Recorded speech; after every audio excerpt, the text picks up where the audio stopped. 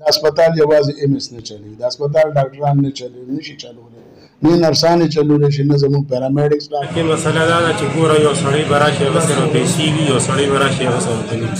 دلته غریبانان هلته راشي ډاکټر ورته ټسټ ولیکي، فوجي ورته یې لاړ شه بهر یې وکړه. دلته ټولې دي خپلې لیبارټرۍ فولو کړي دي، دلته څوک ټسټ ته نه پرېږدي، بهر لاړ شي هغه هلته ټسټ وکړي، پیسې دې واخلي.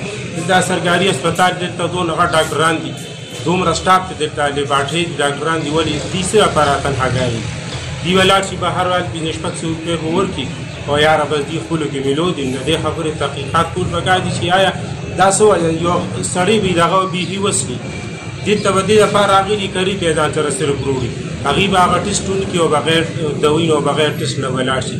د دې خبرې تحقیقات کول پکار دي آیا څوک د دې کولی شي دا کار یا نه شي کولی. تاسو د دې مشران د دې خبرې تحقیقات پکار دي. دا خو زموږ هسپتال دی چې موږ دلته راشو د دې ارزو دپاره راشو چې زموږ فری علاج شو، فری ټسټونه مو شي. نو دغه مسله ده. محمد اسماعیل دی، زه دلته کې شوکت رسول کې فارمیسي ټیکنیشن یم، د لارنج نه مې دلته ټرانسفر شوی دی. دا پولیس روم دی، دې ځای کې چې څومره د لنډ هوشه بلکې د غلنۍ نه لاندې والا تر ټول تحصیل کې چې څومره RTA وي یا پریکچر وي هغه افتخار صاحب وګوري، یا ایمرجنسي لیول باندې یا همداسې OPD کې هغه ټول کیسز دلته کې بیا مونږه هغې ته POP، هغې ته بیک سلیپ، هغې ته کلوز ریډکشن، کوم چې سرجري غواړي نو هغه بیا ډاکټر صاحب چې کوم دی نو په لیست باندې وایي چې بیا د پیر په ورځ هغه OT وي د زیارت په ورځ باندې.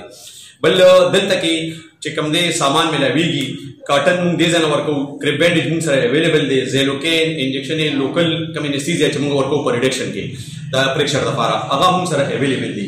کینولا هر یو شي دلته مونږ سره شته. بل چې کوم شي ضرورت وي د ضرورت مطابق هغه شی ورته بازار نه لیکو چې د کوم شي کمی وي، بلکې پیشنټ سفر کېږي نه.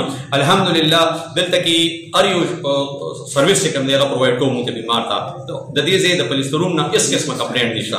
باقي چې کوم کمپلیکیټډ کیس یا داسې څه مسله وي نو هغې کې مونږ ډاکټر صاحب دلته راغواړو، ارتوپیډک سرجنان 3 ونه دلته ناست دي، هغې کې یو کس راوغواړو، د هغې نه بیا مونږ رایالو د هغې په نګرانۍ کې د هغې په سوپرویژن کې دا شی کېږي. دلته کې نوم دی ایکسرے ټیکنیشن یم دلته، او موږ سره چې کوم ایکسرے مخکې کېدلې هغه موږ سره بون ایکسرے کېدلې، باقي چې کوم دا چیسټ شو، لمبر سپاین شو، ډارسل شو، KUB شو، دا موږ سره نه کېدل ځکه چې الریډي ماشین موږ سره خراب و.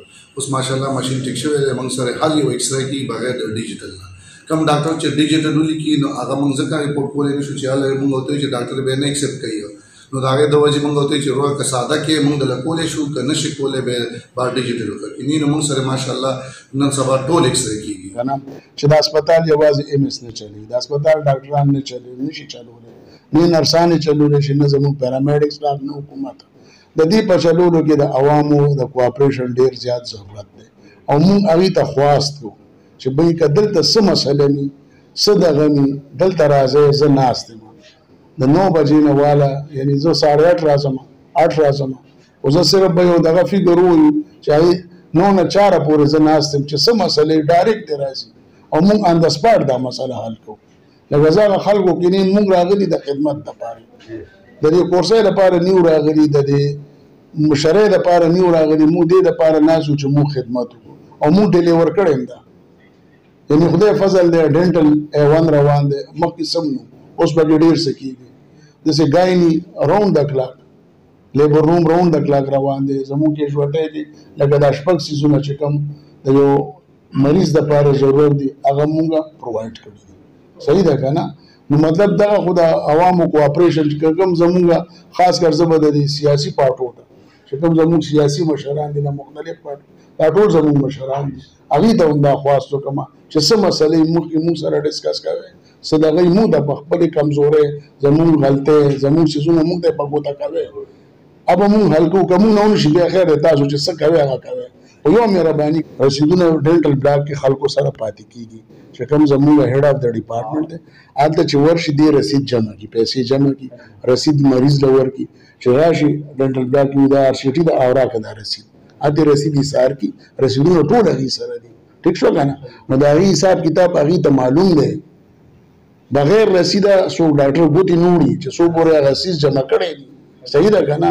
نو اوس د هغې دغه ما غاړه کې ما اچوه. صحیح ده که نه؟ اوس رسید هغه ورته ولیکي چې RCT او GRCT کوم څونه قیمت دی 400 لاړ شه بچو دا پیسې جمع کړه. هغه هلته پیسې جمع کړي رسید ورکړي رسید دی وګوري دې ځان سره ایثار کړي چې بھائی ما د لار شیټ وکړه دا رسید اوس زما حق دی نو چې اوس دې لس رسیدونه ایثار کړي نو 10,000 4,000 روپۍ نو د هغې ګوره هغې ته پته ده